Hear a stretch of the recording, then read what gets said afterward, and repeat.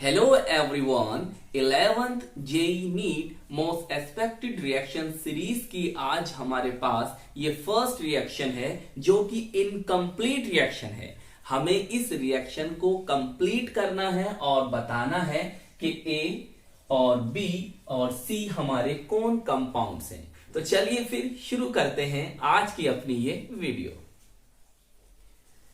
तो देखिए हमारे पास ये ए कंपाउंड है जो HBr से रिएक्ट करता है और हमें ये कंपाउंड देता है जिसका कॉमन नेम होता है इथाइल ब्रोमाइड और आईयूपीएसी नेम होता है ब्रोमोएथेन।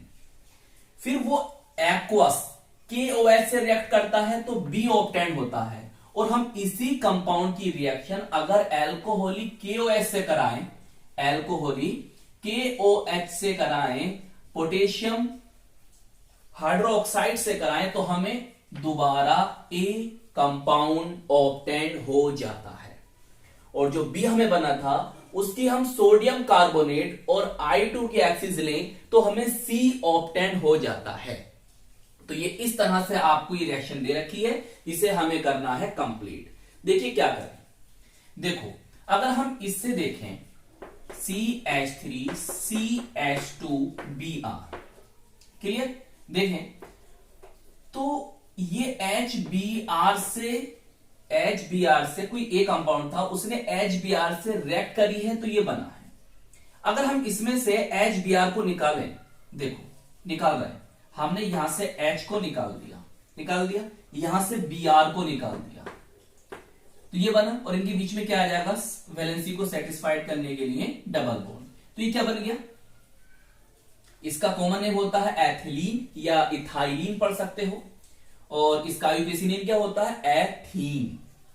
तो जो हमारा ए कंपाउंड होगा वो कौन होगा, बोलो कौन होगा, एथीन होगा, लिख देते हैं, क्लियर। तो यहां पर एथीन ने HBr से रिएक्ट करी और हमें इथाइल ब्रोमाइड बना।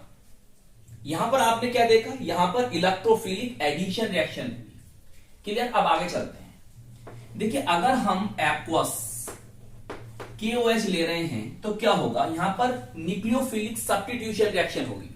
मेरी बात याद रखना, एक्वस पोटेशियम हाइड्रोक्साइड आपने लिया तो यहां पर क्या होगी, न्यूक्लियोफिलिक सब्स्टिट्यूशन रिएक्शन होगी।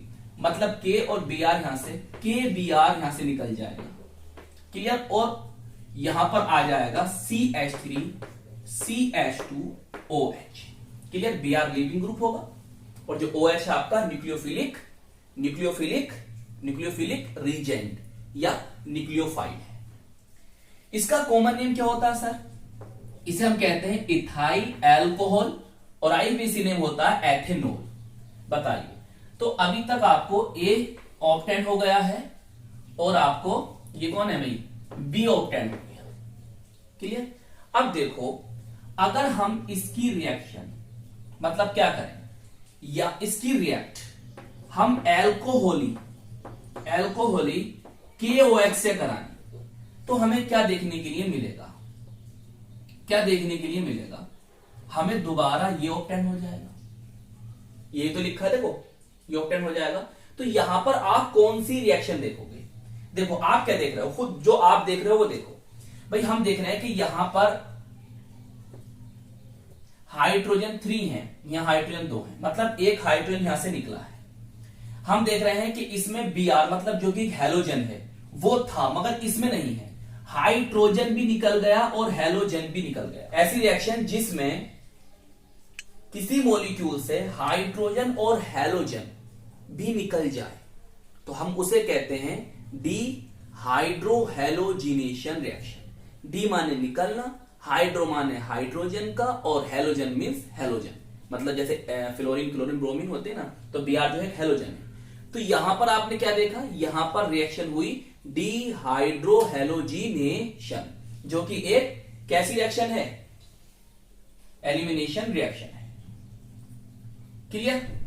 अगर आगे चलना चाहो तो लिख सकते हो H ये और यहां से कौन OH, तो क्या बनेगा, H2O बनेगा और यहां से K, यहां से Br, तो KBr साइड प्रोडक्ट के रूप में आ जाएंगे। लेकिन हमें मेन प्रोडक्ट की बात करनी है तो इसे रफ कर देते हैं।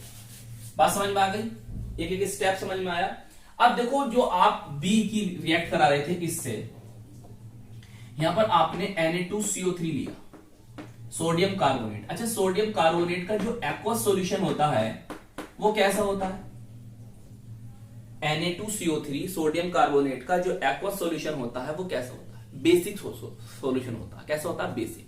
आपके पास प्राइमरी अल्कोहल है, 1 डिग्री अल्कोहल है, और सोडियम कार्बोनेट I2 है, तो यहां पर एक रिएक्शन बनती है, एक फेमस रिएक्शन है, एक नीम रिएक्शन के नाम से जानी जाती है, जिसे हम कहते हैं आइडोफॉर्म रिएक्शन। तो यहां पर सर याद रखना है कंडीशन किसकी है?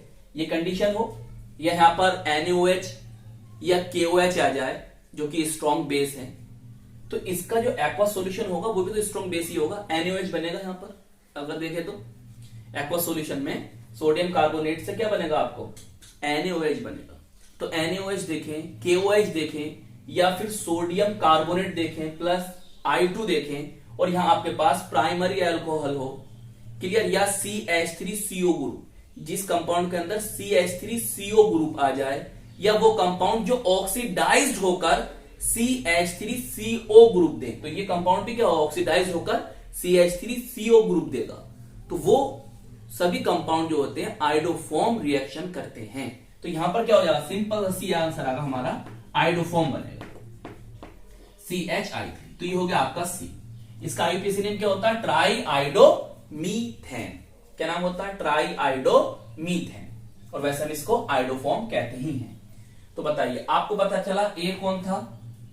एथीन है।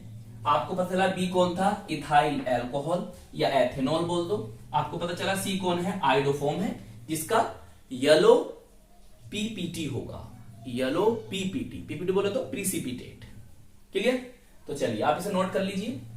तो आई होप ये रिएक्शंस आपको अच्छी तरह से समझ में आ गई होगी, हर स्टेप आपको समझाया गया, कहां पर कौन सी रिएक्शन अप्लाई हुई है वो भी आपको बताया गया, साथ में इनके रिएक्टेंट्स प्रोडक्ट्स के नेम को भी आपको बताया गया है। तो आई होप ये रिएक्शंस आपको अच्छी तरह से समझ में आ गई होगी, और हम मिलेंगे आपको इसकी नेक्स्ट वीडियो में।